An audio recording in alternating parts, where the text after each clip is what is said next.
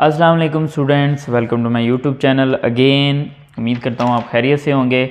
आज हम एक्सरसाइज 5.1 का क्वेश्चन नंबर 4 करेंगे, विच इज़ टाइप नंबर 4। और ये टाइप कुछ इस तरीके से आपके पास होगी। आपके पास दो टर्म्स होंगी और दोनों परफेक्ट स्क्वायर होंगी और उनके दरमियान सब्ट्रैक्शन का साइन होगा।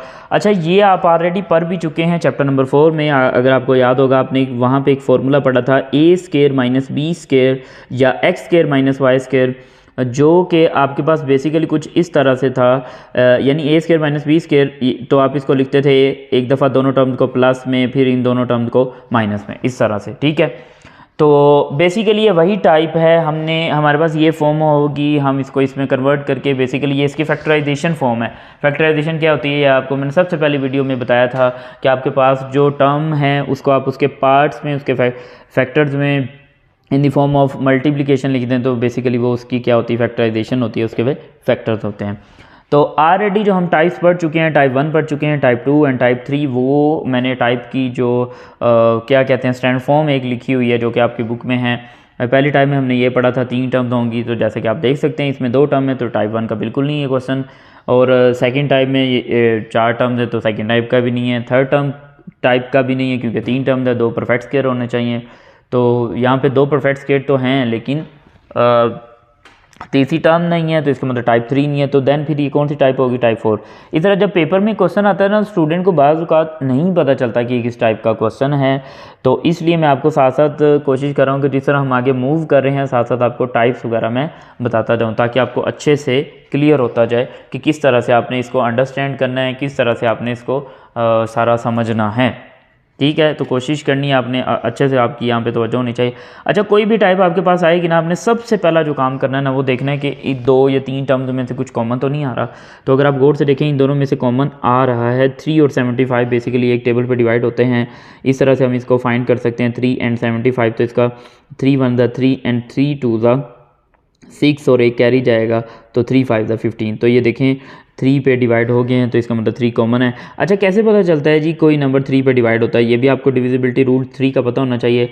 ज़रूरी नहीं है। अब कुछ बच्चे ये भी कह सकते थे कि सर इसके एंड पे तो 5 है, तो 3 पे कैसे डिवाइड हो सकता है। या कुछ बच्चों का कॉन्सेप्ट ये होता है कि सर ये ओड नंबर है, तो 3 पे डिवाइड हो जाएगा। तो बेसिकली अगर कोई नंबर आपने चेक करना हो 3 पे डिवाइड होता है कि नहीं, तो उसके डिजिट्स का आप सम कर लें। डिजिट्स का सम करने से अगर आपके पास ऐसा नंबर आए जो 3 पे डिवाइड हो जाए, जैसे देखिए 7 + 5 = 12, तो ये ऐसा नंबर आ गया जो कि 3 पे डिवाइड होता है, तो इसका मतलब 75 भी 3 पे डिवाइड होगा, जो कि आपके सामने है। तो 3 कॉमन आ गया। तो बाकी जी आपके पास रह गया यहाँ पे एक्स स्क्वायर माइनस, और 3 का टेबल कहाँ तक पढ़ें जी, 25 तक पढ़ें, तो 75 आता है। अब आप देखें कि मैंने कॉमन तो ले लिया। अब कॉमन लेने के बाद अगर क्वेश्चन नहीं सोल्व होता, तो इसका मतलब ये टाइप 1 है। अगर कॉमन लेने के बाद आगे सोल्व होगा, तो इसका मतलब ये कोई और टाइप है। तो जैसा कि आप देख सकते हैं यहाँ पे 2 परफेक्ट स्क्वायर हैं, तो इसको आप लिख सकते हैं एक्स स्क्वायर, और इसको लिख सकते हैं 5y होल स्क्वायर। अब हमने एक फार्मूला पढ़ा हुआ है, उसका रेफरेंस हम यहाँ पे देंगे, जो कि हमारे पास है कुछ इस तरीके से, A square minus B square which is equal to A plus B and A minus B. तो हेयर आपका जो बेसिकली ए होगा, ए को आप रिप्लेस करेंगे एक्स से और बी को रिप्लेस करेंगे 5y से।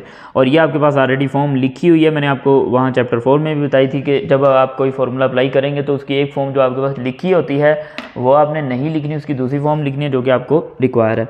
तो 3 एज इट ही लिखेंगे, तो यहाँ आ जाएगा x + 5y और x - 5y। ये बेसिकली आपके पास क्या आ गया, इस क्वेश्चन का सोल्यूशन आ गया। नेक्स्ट पार्ट नंबर 2 पे मूव करते हैं। पार्ट नंबर 2 क्या है? पार्ट नंबर 2 बाद में करेंगे, सबसे इंपॉर्टेंट पार्ट है। हम उसके बाद पार्ट नंबर 3 पहले करते हैं, फिर पार्ट नंबर 2, 3 के बाद 4 करेंगे। लास्ट में मैं आपको पार्ट नंबर 2 करवाऊंगा। और पार्ट नंबर 2 इंपॉर्टेंट भी है, एग्ज़ाम में आ चुका है, फेडरल एंड पंजाब बोर्ड दोनों में। तो आपने इसको बड़े अच्छे से समझना है। 242an², ये हमारे पास आ गया जी पार्ट नंबर 3। अब आप देखें कि इन दोनों में पहले कॉमन देखें। अब ये बड़ी टर्म्स हैं, तो डायरेक्ट कॉमन बताना तो थोड़ा सा पॉसिबल नहीं है। तो अगर जिन्होंने अच्छी प्रैक्टिस की होगी वो स्टूडेंट तो डेफिनेटली बता सकते हैं। तो यहाँ पे देखें कि अगर हम इसका कॉमन बताते हैं, तो ये आपके पास कुछ इस तरीके से आएगा 128 और 242 दोनों इवन नंबर हैं, इट्स मीन 2 पे डिवाइड हो जाएंगे। 2 6 ज़ा 12 और 2 4 ज़ा 8 और 2 1 ज़ा 2, 2 2 ज़ा 4 एंड 2 1 ज़ा 2। तो अब ये देखें ये दोनों एक टेबल पे नहीं डिवाइड होते, एक इवन नंबर है एक और नंबर है, तो एक टेबल पे नहीं डिवाइड होते, तो आपका कॉमन फैक्टर आ गया जी 2। उसके बाद देखें इधर भी ए है इधर भी ए है, तो ए भी कॉमन आ जाएगा, तो बाकी आपके पास बचेगा 2 का टेबल कहाँ तक पड़े 128 आएगा, तो वो नंबर है 64। तो 64 के साथ m स्केयर माइनस और इधर आ जाएगा 121 n स्केयर। अब ये 121 कैसे है, 2 का टेबल कहाँ तक पढ़ें, 242 आता है, तो ये हमने किया हुआ जी 121। ठीक है, अब आप देखें गौर से, अगर देखें तो ये दोनों आपके पास क्या हैं जी, परफेक्ट स्केयर हैं, इट्स मीन आगे सॉल्व होगा। अगर ये कॉमन लेने के बाद आगे सॉल्व नहीं होता तो इट्स मीन ये टाइप नंबर 1 थी। तो इसको आप क्या लिख सकते हैं जी, 8m होल स्केयर, और 121 किसका स्केयर होता है 11 का, और 11n होल स्केयर। अब आपके पास ये फार्मूला है जो कि आपने पढ़ा हुआ है जी कुछ इस तरीके से कि a square minus B square अगर आपके पास आ जाता है तो आप इसको लिख सकते हैं a plus B and a minus B. तो यहाँ पे आप ये भी मेंशन कर दें कि हेयर आपके पास a को आप रिप्लेस करने वाले हैं 8m से और b को 11n से। तो अब हम इसका सोल्यूशन लिखते हैं, ये जो कॉमन पार्ट है ये एज इट ही लिखेंगे 2a और इधर आ जाएगा 8m प्लस 11n और इधर आ जाएगा जी 8m माइनस 11n। ठीक है, कुछ इस तरीके से इसका सोल्यूशन हो गया। नेक्स्ट हम करेंगे जी पार्ट नंबर 4, और जैसा कि मैंने आपको पहले भी बताया है कि हम लास्ट पे करेंगे पार्ट नंबर 2। पार्ट नंबर 4 हमारे पास है जी 3x माइनस 343 x की पावर 3, 3x माइनस 343 x की पावर 3। अब ये देखें आपके पास जी पार्ट नंबर 4 है। सबसे पहले तो काम आपने ये करना है, देखना है कि 3 और 343 में कॉमन है। जैसा कि ये 3 है तो डेफिनेटली ये 3 के टेबल पे डिवाइड होगा। तो 343 आगे थोड़ी देर पहले मैंने आपको इस टाइम में बताया है जी किस तरह से पता चलता है कि कोई नंबर 3 पे डिवाइड होता है। तो आप उनके डिजिट्स का सम करें, 3 + 4 कितना हो जाएगा जी 7, 7 + 3। बेसिकली ये मैंने क्वेश्चन गलत लिखा है, यहाँ पे आएगा 243, सॉरी यहाँ पे एक छोटी सी मिस्टेक हो गई, ये 243 है। हाँ 2 + 4 कितना हो जाएगा जी 6, 6 + 3 कितना हो जाएगा जी 9। तो इनके डिजिट्स का जो सम है वो कितना आ रहा है 9। इसका मतलब है कि ये नंबर 3 पे डिवाइड हो जाएगा, इसका मतलब है कि 3 कॉमन है। तो यहाँ पे आप लिखेंगे 3 और 243 का जो कॉमन वाला पार्ट है, तो इधर आ जाएगा 3 और 3 8 ज़ा 24। दो नंबर क्यों सेलेक्ट किए हैं जी, क्योंकि यहाँ पे सिंगल डिजिट था और ये सिंगल डिजिट इस सिंगल डिजिट से ग्रेटर है। तो जब ग्रेटर हो तो आप क्या करेंगे, 2 नंबर सेलेक्ट करेंगे, और यहाँ पे 3 1 ज़ा 3। अब ये दोनों किसी एक टेबल पे नहीं डिवाइड हो रहे 1 के अलावा, तो इसका मतलब 3 ही कॉमन फैक्टर है। तो यहाँ पे 3 कॉमन फैक्टर आ गया, बाकी रिमेनिंग। अच्छा इसके अलावा 3 कॉमन फैक्टर है, तो उसके बाद देखें यहाँ पे x की पावर 1 है और इधर x की पावर 3 है, इट्स मीन x भी कॉमन आएगा। तो बाकी आपके पास यहाँ से देखें अब आपने सारी टर्म ही, सारा एक्सप्रेशन ही कॉमन ले लिया, तो क्या बचेगा 1। कुछ बच्चे यहाँ पे ये भी सोच रहे होते हैं जी सारा एक्सप्रेशन कॉमन ले लिया तो बेसिकली यहाँ पे 0 बचेगा, तो ऐसा बिल्कुल भी नहीं है। जैसा कि आपको सबसे पहली वीडियो में इस एक्सरसाइज में हमने कॉमन वाली टाइप पढ़ी थी, तो मैंने आपको बताया था कि जब आप कॉमन लेते हैं तो उसके बाद आंसर कैसे लिखते हैं। ये आपकी फर्स्ट टर्म है, इसको आप डिवाइड करेंगे किस से, कॉमन पार्ट से, यानी न्यूमिनेटर में आपने लिखनी है टर्म और डिनोमिनेटर में आपने लिखना है जो कॉमन फैक्टर है। ये सॉरी यहाँ पे थोड़ा सा कटिंग हो गई है, तो ये कैंसिल हो जाएगा जी, यहाँ आएगा 1, तो 1 लिख दिया। अब ये देखिए 3 का टेबल कहाँ तक पड़े, 243 आता है, तो वो हमने ऑलरेडी इसको सॉल्व कर चुके हैं। 81 आएगा और इधर x की पावर 2 आएगी, क्योंकि 3 पावर थी एक बाहर लिखी हुई है। अब आप जैसा कि देख सकते हैं 1 को हम जिस तरह से मर्जी अरेंज कर सकते हैं। तो 1 को लिख सकते हैं 1 का स्केयर और इसको लिख सकते हैं जी 9x का स्केयर। अब यहाँ पे हम क्या करेंगे जी, अगेन फार्मूला अप्लाई करेंगे which is a square minus b square, तो then equal to a plus B and a minus B. Here जो आपका हमारे पास होगा a, बेसिकली उसको हम रिप्लेस करेंगे 1 से और b को हम रिप्लेस करेंगे 9x से। तो जब हम रिप्लेस करेंगे, ये थोड़ा सा फॉर्मूले का रेफरेंस देना, ये थोड़ा सा एक अच्छा इम्पैक्ट डालता है पेपर चेक करने वाले पे। तो आपने कोशिश करना है कि इसको लिखना है इस तरह की चीज़ें। कुछ स्टूडेंट कहते हैं जी सारा टाइम इतना नहीं होता, ये वो जिन्होंने तैयारी की होती है, अच्छे से प्रैक्टिस की होती है, वो टाइम से पहले ही उस पेपर को मैनेज करते हैं। तो यहाँ आ जाएगा 1 + 9x एंड 1 - 9x।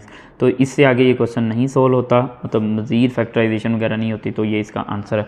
अब हम करते हैं जी इसका सेकेंड पार्ट, जो कि हमने स्किप किया हुआ था अभी तक, द मोस्ट इम्पोर्टेंट पार्ट। तो बहुत अच्छे से आपने समझना है। अब आप देखें कि ये जो आपकी टाइप की बुक में फॉर्म दी गई थी उससे तो बिल्कुल भी नहीं मैच हो रहा। जैसे कि ये वाली आपको फॉर्म, इस बात इसकी बात कर रहा हूँ, ए स्क्वायर माइनस बी स्क्वायर से तो बिल्कुल भी मैच नहीं हो रहा। इसमें 2 टर्म्स हैं। अच्छा जी, अब 2 टर्म्स वाला क्वेश्चन हमने किधर पढ़ा था? टाइप 1 में मैंने आपको बताया था, या आपके पास जी आ सकती हैं 3 टर्म या 2 टर्म। अब वो 2 टर्म्स कैसी होंगी जी? उनमें कुछ ना कुछ कॉमन होगा। अब देखिए इनमें 2 टर्म तो 2 टर्म तो हैं, लेकिन कुछ भी कॉमन नहीं है। तो फिर क्या करेंगे, हमें मजबूरन फिर इसको मल्टीप्लाई करना पड़ेगा। एक्स को ऐसे करेंगे एक्स स्क्वायर, एक्स को इससे करेंगे तो माइनस एक्स, वाई को वाई से करेंगे तो Y square, minus minus plus तो वाई। अब ये आपके पास 4 टर्म्स हैं, और 4 टर्म को सॉल्व करने के मैंने लेक्चर नंबर 2 में, इसी चैप्टर की जो दूसरी वीडियो उसमें टाइप नंबर 2 जहाँ पे हमने सॉल्व की थी, और मैंने बताया था, अगेन मैं आपको बता देता, अगर आपके पास 4 टर्म्स होती हैं तो उसको सॉल्व करने के आपके पास 3 मेथड होते हैं। एक मेथड तो ये होता है आप फर्स्ट और 2 को एक साथ लिखें और थर्ड और फोर्थ को एक साथ लिखें, यानी इन दोनों में से कुछ कॉमन आए, इन दोनों में से कुछ कॉमन आए, वो दोनों में जो कॉमन आए वो ब्रैकेट वाला पोर्शन सेम हो तो आपका क्वेश्चन सॉल्व हो जाएगा। हाँ, अगर इस तरीके से नहीं होता तो फिर आप नेक्स्ट क्या करते हैं जी, 1 और 3 टर्म को साथ साथ लिखते हैं, 2 और 4 को साथ साथ लिखते हैं, तो इस तरह से करने की कोशिश करते हैं। हाँ, अगर इस तरह से भी नहीं होता तो फिर आप 1 और 4 यानी फर्स्ट और 4 को लिखते हैं और 2 और 3 को लिखते हैं, इस तरह से करते हैं। यानी इन तीनों में से कोई ना कोई एक मेथड हो ही जाता है अगर आप इसको अच्छे से करें तो। अब आप देखिए यहाँ पे अगर इन दोनों में से मैं कॉमन लेता हूँ और इन दोनों में से कॉमन लेता हूँ तो वापस ये तो क्वेश्चन बन जाएगा। इसका मतलब ये वाला मेथड तो गया, बाकी इन दोनों में से देखते हैं हम। हाँ, मैं फर्स्ट टर्म के साथ थर्ड टर्म को लिखता हूँ, और जो थर्ड टर्म है उसको सेकंड टर्म में उसको थर्ड प्लेस पे ले जाते हैं, इस तरह से, ठीक है।